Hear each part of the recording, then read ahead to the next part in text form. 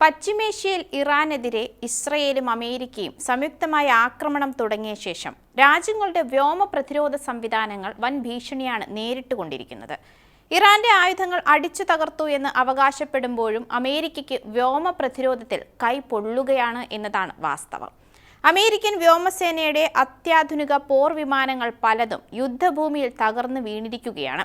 24 മണിക്കൂറിനുള്ളിൽ 2 US യുദ്ധവിമാനങ്ങളും തിരച്ചിൽ പ്രവർത്തനങ്ങളിൽ ഏർപ്പെട്ടിരുന്ന 2 ബ്ലാക്ക് ഹോക്ക് ഹെലികോപ്റ്ററും ഇറാൻ വെടിവെച്ചിട്ടു എന്ന വാർത്ത വന്നതിന് പിന്നാലെ അത്യാധുനികമായ അമേരിക്കൻ മിസൈലുകളെയും ഡ്രോണുകളെയും ഇത്ര വേഗത്തിൽ തകർക്കാൻ ഇറാന് സാധിച്ചത് തദ്ദേശമായി വികസിപ്പിച്ചെടുത്ത മജീദ് മിസൈലുകളടങ്ങുന്ന വ്യോമ പ്രതിരോധ സംവിധാനത്തിന്റെ കരുത്താണെന്നാണ് അന്താരാഷ്ട്ര മാധ്യമങ്ങൾ റിപ്പോർട്ട് ചെയ്തിരുന്നത്. ഇപ്പോഴിതാ അമേരിക്കയുടെ കരുത്തൻ F-15E പോർ വിമാനത്തെ വെടിവെച്ചിടാൻ ഇറാൻ പ്രയോഗിച്ചത് പുതിയ ആയുധമാണെന്ന വാർത്തകളും പുറത്തു വരുന്നുണ്ട്.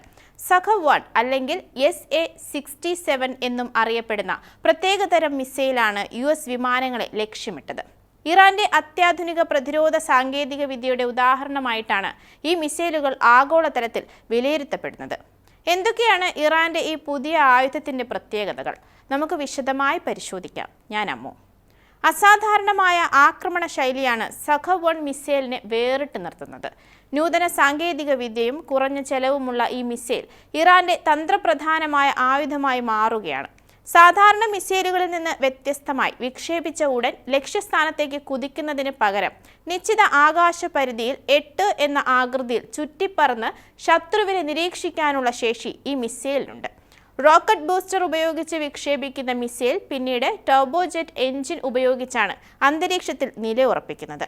Infrared seeker, optical laser proximity fuse എന്നിവ ഉപയോഗിക്കുന്നതിനാൽ ലക്ഷ്യത്തെ കൃത്യമായി തകർക്കാൻ ഇതിന് സാധിക്കും. ഏകദേശം 9 അടി നീളമുള്ള ഈ മിസൈൽ റഡാറുകളുടെ കണ്ണിൽപ്പെടാത്ത വിധം കുറഞ്ഞ ഇലക്ട്രോ മാഗ്നറ്റിക് സിഗ്നേച്ചർ മാത്രമാണ് പുറപ്പെടുവിക്കുന്നത്. അതിനാൽ യുദ്ധവിമാനങ്ങളിലെ AESA റഡാറുകൾക്ക് ഇവയെ പെട്ടെന്ന് തിരിച്ചറിയാൻ സാധിക്കില്ല.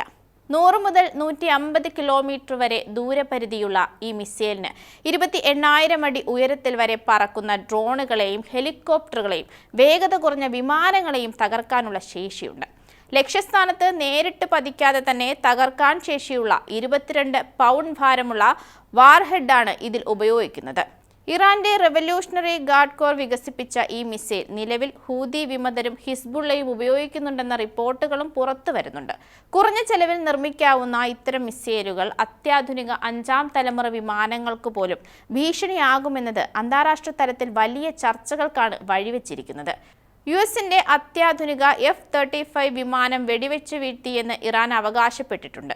അതിനുപയോഗിച്ചത് ഈ മിസൈലാണെന്നാണ് വിവരം. എന്നാൽ F-35 വിമാനം വീഴ്ത്തിയെന്ന അവകാശവാദം US ഇതുവരെ സമ്മതിച്ചിട്ടുമില്ല. ഇറാനും അമേരിക്കയും തമ്മിലുള്ള പോരാട്ടം ഇപ്പോൾ ആയുധങ്ങൾക്കപ്പുറം സാങ്കേതിക വിദ്യയുടെയും വിവരശേഖരണത്തിന്റെയും പുതിയൊരു തലത്തിലേക്ക് കടന്നിരിക്കുകയാണ് എന്നത് മറ്റൊരു വാസ്തവം. അമേരിക്കയുടെ അത്യാധുനിക യുദ്ധവിമാനങ്ങളെ ഇറാൻ വെടിവെച്ചിട്ടത് ലോകത്തെ തന്നെ ഞെട്ടിച്ചിരിക്കുകയാണ്.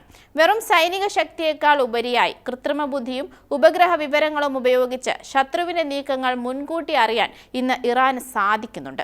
ചൈനീസ് കമ്പനികളുടെ സാങ്കേതിക സഹായം ഈ കാര്യത്തിൽ ഇറാന്റെ പ്രതിരോധ കരുത്ത് വർദ്ധിപ്പിച്ചതായും റിപ്പോർട്ടുകൾ സൂചിപ്പിക്കുന്നുണ്ട്. റഷ്യയിൽ നിന്ന് വെർബമാൻ പോർട്ടബിൾ മിസൈൽ സംവിധാനങ്ങളും ചൈനയുടെ ദീർഘദൂര പ്രതിരോധ സംവിധാനങ്ങളും ഉൾപ്പെടുത്തിക്കൊണ്ട് ഇറാൻ തന്റെ പ്രതിരോധ ശക്തി കൂടുതൽ വികസിപ്പിച്ചു വരികയാണ് എന്നും റിപ്പോർട്ടുകൾ പറയുന്നു.